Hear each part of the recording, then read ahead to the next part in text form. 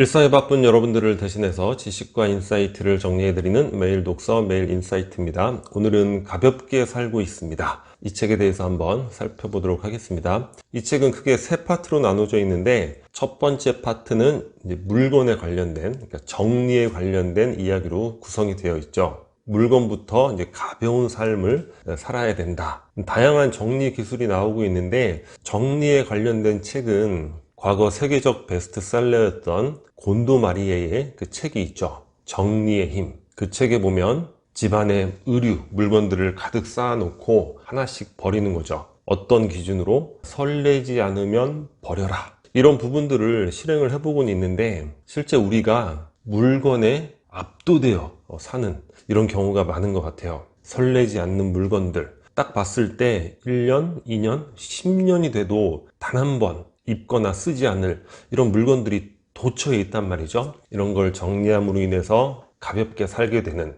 이런 부분들 굉장히 중요한 것 같고, 두 번째는 일상을 가볍게, 그러니까 가볍게 먹는 것, 그다음에 가볍게 사는 것, 물건을 구입하는 것, 뭐 중고품이라든가 착한 구매, 그리고 이제 거주도 가볍게, 이러한 내용들로 구성이 되어 있습니다. 세 번째 파트는 스트레스를 가볍게, 이런 내용인데 오늘은 이 스트레스를 가볍게 그 중에서 우리가 적용해 볼 만한 그런 인사이트 몇 가지를 한번 살펴보도록 하겠습니다.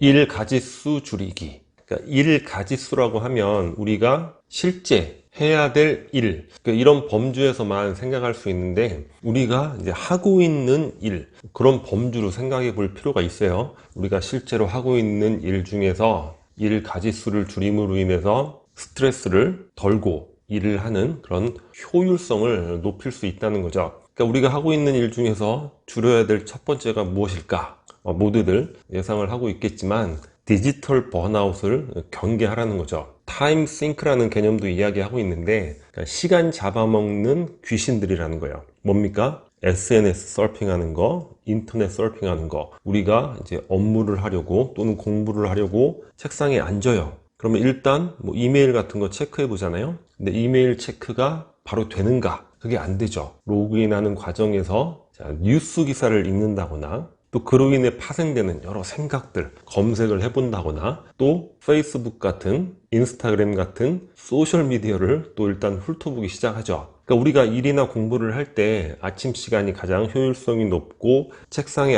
앉았을 때 그 초기 시간이 가장 효율성이 높은데 그 효율성이 높은 그 중요한 시간들을 그러한 무용한 서핑을 하면서 다 날려버린다는 거죠. 그 발전의 가장 큰 저해 요소, 장애 요소가 된다는 거예요. 방해가 되는 것이고, 그래서 인터넷 서핑, SNS, 유튜브 같은 거 이런 것들 하루 중에 시간을 묶어서 이제 그 시간에만 하는 것을 추천을 하고 있습니다. 언제가 좋겠어요? 가장 피곤할 때, 그러니까 뭐 자기 전에 이부자리에서 한 30분 정도 한다거나 아니면 점심 먹는 시간, 그 시간 내에 한다거나 퇴근 시간, 그 시간에만 한다거나, 그래서 업무 시간에 이러한 것들을 함으로써 우리의 소중한 프레시한 의지력을 갉아먹어서는 안 되겠다. 그러니까 실제 공부나 업무의 효율성이 낮은 경우에는 대부분이 이렇게 쓸데없는 디지털 번아웃에 빠져 있는 그런 경우가 많다는 걸 우리가 한번 자신을 검증해 볼 필요가 있을 것 같아요.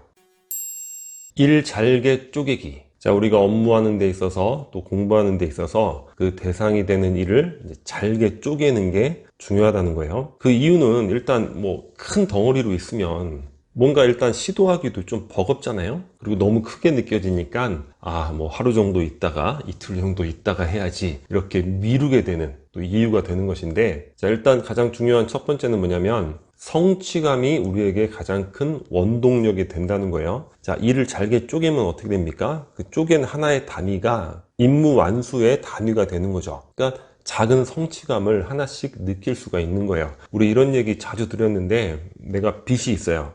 빚을 갚아야지. 한 5종류의 빚이 있는데 우리는 어떻게 갚습니까? 이자가 가장 높은 순으로 갚죠. 그게 사실 경제적 사고방식이긴 해요. 근데 그게 빚의 규모가 크다 그러면은 벌써 진도가 안 나가는 거예요. 그런 것이 아니라 이자와 관계없이 가장 빚의 규모가 작은 것부터 갚아나가면 전체 빚을 갚을 가능성이 높다는 거죠. 왜냐? 그 작은 빚을 하나 다 갚았다는 이 성취감이 원동력이 되는 거예요. 에너지가 되는 거죠. 아니, 갚을 수 있구만. 하나씩 해나갈 수 있는 거죠. 그러니까 대상이 되는 일을 쫙 쪼개놨을 때 그런 성취감으로 인해서 그 다음 일도 잘할 수 있게, 그래서 전체적으로 아주 큰 효율성을 발휘하게 된다는 거죠. 자, 두 번째는 모래시계의 비유인데, 우리의 뇌는 멀티태스킹이 안 된다고 몇 번 반복해서 말씀을 드렸잖아요. 그러니까 어떤 일을 하면서 다음 일에 대한 걱정, 또는 동시에 여러 가지 일을 해결해야지, 이런 것들 다 불가한 거예요.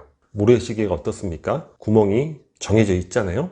그 정해진 만큼의 모래밖에 나올 수 없는 거예요. 우리가 단번에 막 모래를 빼야지 아무리 우겨 넣는다고 해도 그 틈, 정해진 그 안에서만 모래는 나올 수밖에 없죠. 따라서 한 번에 하나씩 내가 할 수 있는 모래시계의 틈만큼 나의 역량에 맞는 그만큼의 일을 하나씩 해나가는 것. 그러려면 또 일을 잘게 쪼개야죠. 일에 대한 마음의 평정심을 찾기 위해서 우리가 항상 모래시계의 비유, 그런 것들을 생각해 보면 도움이 되지 않을까. 안전망인데, 이 책에서 이제 공중고개사가 자유롭게 이렇게 연기를 할 수 있는 이유가 그 밑에 안전망이 있기 때문에 그 놀라운 그런 퍼포먼스를 행할 수 있다, 이렇게 이야기를 하고 있죠. 우리에게도 안전망이 필요한데, 저는 이 개념을 최후의 선택지라고 한번 개념을 붙여보면 좋지 않을까. 그러니까 우리가 항상 걱정, 불안, 공포, 이런 것들을 많이 갖게 되잖아요.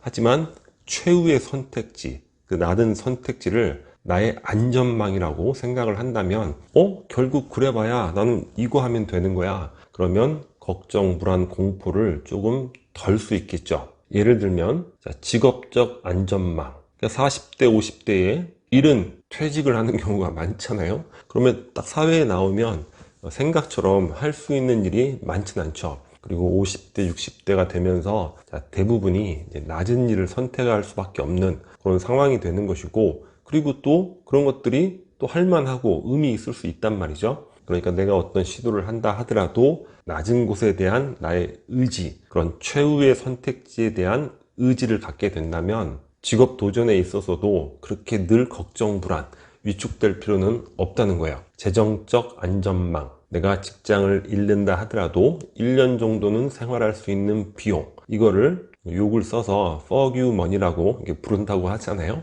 그러니까 그런 정도를 가지고 있어야지 또 내가 걱정, 불안, 공포에서 벗어날 수가 있는 거죠. 그러니까 평상시에 저축을 열심히 해야 되는 거야. 기준이 뭐냐? 내가 직업을 잃는다 하더라도 1년 정도의 재취업이라든가 여러 도전의 기회를 가질 수 있는 그런 정도까지는 아주 아껴서 저축을 해야 된다는 것이고, 의료적 안전망, 보험을 이용해 볼 수 있는 것이죠. 근데 가장 결정적인 게 뭐냐면, 내가 갑자기 암이라든가 위중한 병에 걸린다, 이런 것들을 가정해 봐야 되는 거죠. 내가 부양해야 될 가족이라든가 내가 병 치료로 인해서 일 없이 쉬는 기간, 그런 것들을 어떻게 유지해 나갈 수 있을까, 그런 부분에 대해서 보험을 이용한 이제 의료적 안전망을 가져줘야 되는 거고, 사회적 안전망은 우리의 최후의 보루, 가족이 되는 것이죠. 여러 다양한 인간관계를 다 잃는다 하더라도 내가 내 가족과 평생을 보낼 수 있다면 충분히 우리는 외로움이나 고독으로부터 내 자신을 보호할 수 있겠죠. 또는 종교 공동체라든가 여러 시민단체라든가 건전한 공동체 있죠. 그런 것들이 또 도움이 될 수 있지 않을까. 마지막으로 자신만의 성공의 정의, 이런 개념인데, 우리가 삶을 살아가면서 가장 중요한 개념이 될 것 같아요. 무엇이냐? 자, 성공을 외부의 성적표, 타인의 시각, 이런 관점에서 본다면 죽을 때까지 그냥 시달리다가 가는 그런 경우밖에 안 되겠죠. 큰 집을 갖고 큰 차를 갖고 높은 지위를 갖는다 하더라도 결국에 그게 나의 내면의 성적표, 어떤 나의 내면의 빛, 나의 고유 강점, 이런 것이 아니라면 늘 허무하고 허전할 수밖에 없는 거예요. 그러니까 우리가 사회적으로 크게 성공한 경우, 실제 행복이라든가 그런 것과 괴리되어 보이는 경우들, 그런 경우들 많이 보잖아요. 그래서 외부의 성적표는 우리 삶을 전체적으로 이끌어갈 절대 기준이 되어서는 안 된다는 거예요. 하위 기준이 될 수는 있겠죠. 우리가 또 나름대로 노력하고 뭐 그런 부분이 있어야 되는 거니까, 가장 중요한 건 나의 내면의 성적표, 내면의 빛에 따라서 자신만의 성공을 정의를 해야 된다는 거죠. 좀 더 가볍고 가벼운 삶을 위해서 친절하고 부드러운 그런 성공에 대한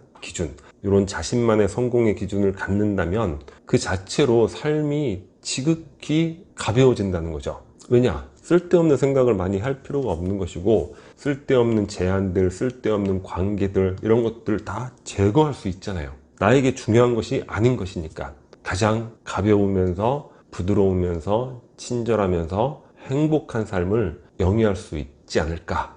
가장 중요한 핵심적인 우리 삶의 개념이 되지 않을까, 그런 생각을 해보게 됩니다. 자, 오늘 영상은 여기서 마치도록 하겠습니다. 캐릭커처가 구독 버튼이고요. 구독과 좋아요 많이 부탁드리겠습니다. 감사합니다.